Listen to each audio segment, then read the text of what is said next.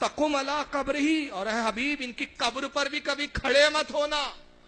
نماز پڑھنا تو بہت دور کی بات ہے، یہ منوس تو اس لائق نہیں کہ مرنے کے بعد ان کی قبر کے پاس کھڑے ہو۔ مجھے بتاؤ یہ اتنے بدترین کہ ان کی قبر کے پاس کھڑا ہونا جائز نہیں، تو جب یہ زندہ ہو تو ان کی صحبت میں بیٹھنا کیسے جائز ہوگا؟ کہا آئندہ بھی ان کی قبر پہ بھی نہ کھڑے ہونا۔ اب میں چیلنج کرتا ہوں ان وہابیوں کو، تم کہتے ہو کہ حضور نے تو منافق بھی پڑھ لی، تو ہم منافق صحیح، دل میں گنجائش رکھو، ہمارے پیچھے تم نماز پڑھ لو، ہمیں تمہارے پیچھے پڑھنے دو۔ تو اگر تم سچے ہو تو ایک ایسی روایت، ضعیف سے ضعیف بھی روایت بتا دو کہ اس آیت کے بعد، اس آیت کے نزول کے بعد رسول اللہ نے کسی منافق کی نماز جنازہ پڑھائی ہو، بتا دو۔ نہیں، بلکہ اس کے بعد کیا کیا رسول اللہ نے معلوم ہے؟ جاؤ طبرانی معجم الاوسط اٹھاؤ، تفسیر کبیر اٹھاؤ، تفسیر خازین اٹھاؤ، ساری کتابیں اٹھا کے دیکھو، پھر سورہ توبہ کی ایک آیت نازل ہوئی جس کا مفہوم یہ اللہ نے فرمایا حبیب ان قریب یہ دوہرے عذاب میں مبتلا ہوں گے۔ تو نبی پاک جمعے کے دن کھڑے ہوئے، یہ سلوک کیا رسول اللہ۔ اس کے بعد اب جمعے میں کھڑے ہوئے اور کھڑے ہونے کے بعد خطبہ ارشاد فرمایا، اور دوران خطبہ ایک ایک منافق کی طرف دیکھا، مسجد میں منافق بھی بیٹھے ہوئے، سارے منافق بیٹھے مسجد نبوی میں۔ انہوں نے فرمایا یا فلاں ابن فلاں قوم، اے فلاں ابن فلاں کھڑے ہو، فخرج فائنہ کا منافق، چل باہر نکل، تو منافق ہے، نکال مسجد سے باہر۔ اے فلاں ابن فلاں قوم کھڑے ہو، فخرج چل باہر نکل، فائنہ کا منافق، تو منافق ہے۔ صحابہ کہتے ہیں قسم خدا کی رسول اللہ ایک ایک شخص کا نام لے کر کھڑے کرتے، اور البدایہ والنہایہ میں ابن کثیر نے بڑی تفصیل سے لکھا ہے روایت، اور البدایہ والنہایہ کا جو مصنف ابن کثیر ہے انہی کی جماعت کا گرو گھنٹال ہے، بہت مانتے یہ لوگ، ہم تو خاموشی اختیار کرتے ان کے بارے میں، لیکن یہ لوگ اپنا بزرگ کو پیشوا مانتے۔ البدایہ میں لکھتے ہیں کہ بعض صحابہ کرام کھڑے ہوئے اور وہ اس انتظار میں کہ میرے قبیلے کے منافقوں کا نام لے تو آج موقع ہے کہ اپنی پوری جو ہے بھڑاس نکال لوں۔ حضرت ابو ایوب انصاری رضی اللہ تعالیٰ نے ان کے قبیلے کے منافق کا نام لیا، حضور نے ان کے قبیلے کے کچھ منافقوں کا، اے فلاں اٹھ اٹھ اٹھ اٹھ، جیسے وہ کھڑے ہوئے حضرت ابو ایوب آئے اور ان کی داڑیاں پکڑ کے کھینچنے لگے، چلو نکلو کمین کے بچوں باہر، چلو جاؤ ابن کثیر کی البدایہ دیکھ لو، داڑھی پکڑ کے نکالا۔ اس میں ایک صحابی جن کا نام ابو محمد ہے، وہ کھڑے ہوئے اور دیکھ رہے کہ میرے قبیلے کے منافقوں کا نمبر کب آتا ہے۔ آج سب حضور نکال رہے ایک ایک کو، جیسی حضور نے ان کے قبیلے کے منافقوں کا نام لیا تو ان کے قبیلے کے کچھ زیادہ تھے، انہوں نے کہا کس کس کی داڑھی پکڑوں، ایک ہو تو داڑھی پکڑوں، یہاں تو بہت سارے دکھ رہے میرے قبیلے کے۔ تو کھڑے ہوئے انہوں نے اپنا امامہ کھولا اور دو چار کی گردن میں ایسا لپیٹا اور پیچھے سے سر پہ ٹپو مارتے تھے، نکل خبیث کے بچوں نکلو۔ صحابہ کرام نے ایسے ذلیل کر کے نکالا۔ ملا علی قاری مرقات شرح مشکات میں فرماتے ہیں 700 منافقوں کو حضور نے اس دن نکالا۔ کتنے منافقوں کو؟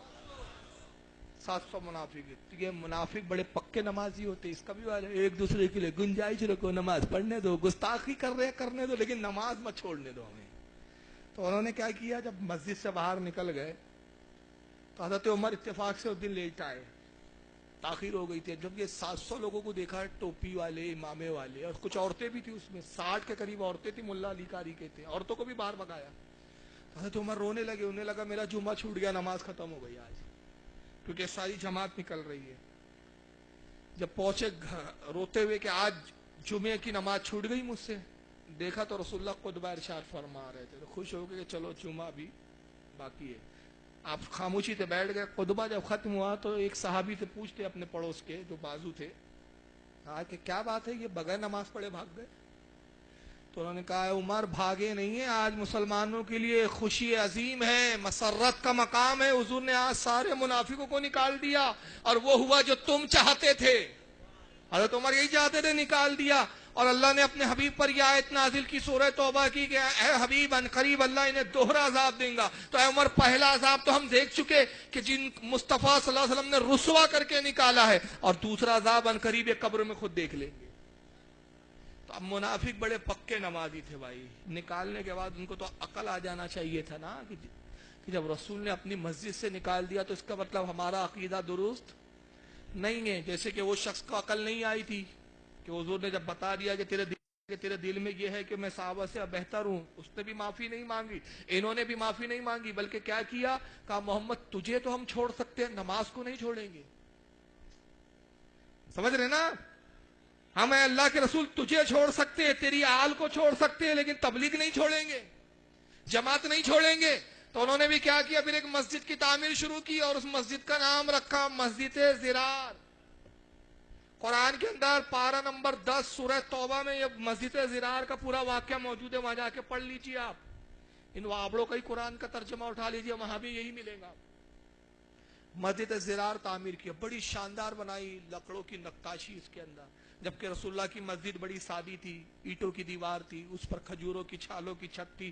انہوں نے چھت بھی پختہ بنائی, دیواریں بھی پختہ بنائی, لکڑوں کے اس میں جو ہے نقاشی کی, جھومر لگایا, بڑی عالیشان مسجد بنائی. اور مسجد بنا رہے, پھر حضور کے پاس آئے, بے شرم دیکھو کتنے تھے, کہا کہ محمد آپ نے ہمیں اپنی مسجد سے تو نکال دیا, ٹھیک ہے اب آج سے مسجد نبوی میں نہیں آئیں گے, مگر ہم نے بھی ایک مسجد بنائی ہے, آپ وہاں آ کر 2 رکعت نماز پڑھ دیجئے تاکہ برکت آ جائے.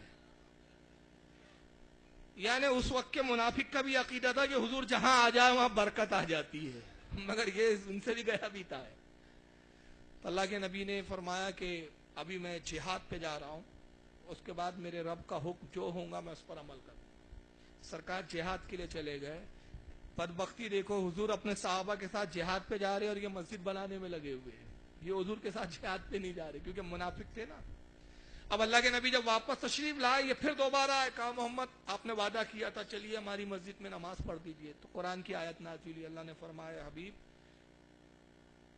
اس مسجد میں ہرگز کھڑے نہ ہونا. مفہوم ہے آیت کا, اے حبیب اس مسجد میں ہرگز کھڑے نہ ہونا جس مسجد کی بنیاد پہلے ہی دن سے فتنہ اور فساد پر رکھی گئی ہے.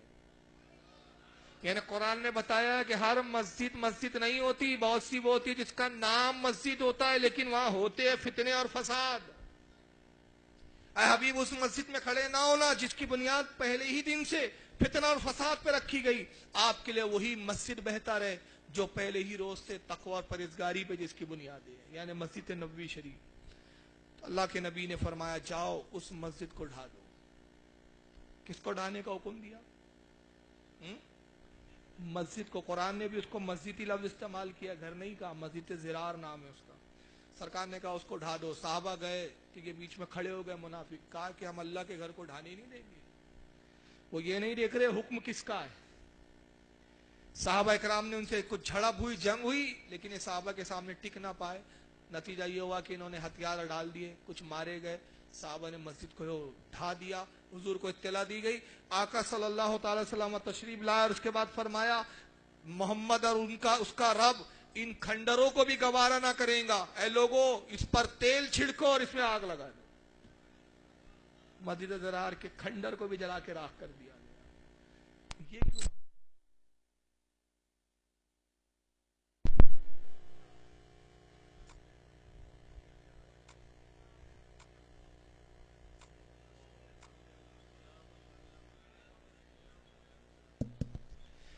لیکن یہ پوری نہیں بتائیں گا. وجہ کیا ہے؟ اسلام کا ایک پہلو بتاتے ہیں اور دوسرا پہلو چھپاتے ہیں.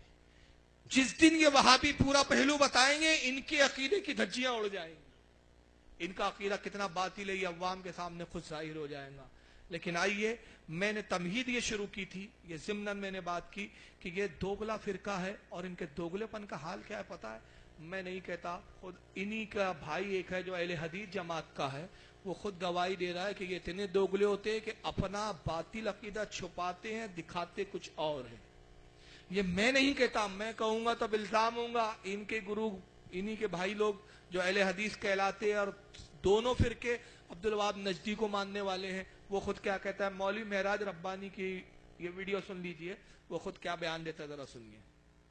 اور ایک اور بنیادی فرق ہے. ارے کہاں چلے گئے بھائی؟ اور ایک اور بنیادی فرق ہے, اور وہ بنیادی فرق دیوبندی اور بریلوی میں یہ ہے کہ بریلوی جو بھی بات کہتا ہے, عقیدے کی ہو یا مذہب کی ہو یا مسلک کی ہو یا صوفیوں کی باتیں ہوں یا عقیدوں کی باتیں ہوں یا یہ تمام سب باتیں جو ہیں وہ ڈنکے کی چوٹ پر کہتا ہے. बरेलवी जो भी कहता या करता या लिखता है वो डंके की चोट पर दुनिया के सामने बयान करता है, अपने मसलक अकीदे सिलसिले तसव्वुफ का वो ऐलान करता है। मगर देवबंदी और बरेलवी में यही एक और बुनियादी फर्क यह है कि देवबंदी हजरात यही सब कुछ करते हैं, लेकिन सब पर्दे की आड़ में करते हैं। सब किसकी आड़ में करते हैं?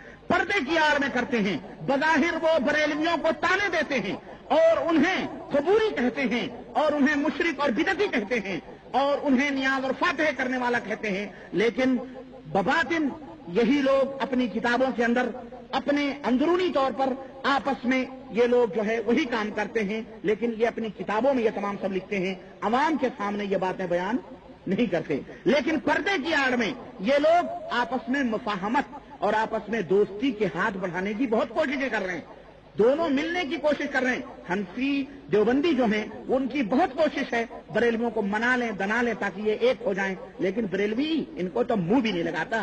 ये तो अगर मस्जिद में घुस जाए तो इन्हें मस्जिदें धुलवाता है बरेलवी, बहुत दूर भागता है देवबंदियों। वहाबियों से तो बात ही नहीं करते, कहते ये लोग तो खर्रे लोग हैं, इसे तो छोड़ो, ये तो खुले काफिर हैं, सीधे कहते। लेकिन देवबंदियों को ये कहते हैं ये चूहे हैं, चूहों की तरह बिलों के अंदर घुस करके और इस तरह जड़ें काटते हैं। जैसे ममलकत अरबिया के अंदर, सऊदी अरबिया के अंदर हमारे मुल्कों के बहुत घुस आए हुए चूहे मौजूद हैं, यहाँ भी चूहे मौजूद हैं। ये शेर बन करके मैदान में नहीं आते हैं, ये चूहों की तरह कतर कतर काटते हैं ये लोग, समझ रहे हैं? जहां मौका मिलता है और जहां नहीं मिला वहां बिलों में घुस जाते हैं। हाँ हाँ हम भी वही तुम भी वही, सब कुछ हम भी मुआहिद तुम भी मुआहिद, लेकिन ये मुनाफिक है। दरअसल गलत कहने का मतलब यह है। अब इनका भाई खुद कह रहा है बरेली वो है जो अपना अकीदा टांके की चोट पे, और ये चूहे हैं अंदर कुछ बाहर कुछ, अंदर अंदर कतरेंगे तो वही, हमें आने दो, हमें रहने दो, हम मिलने दो।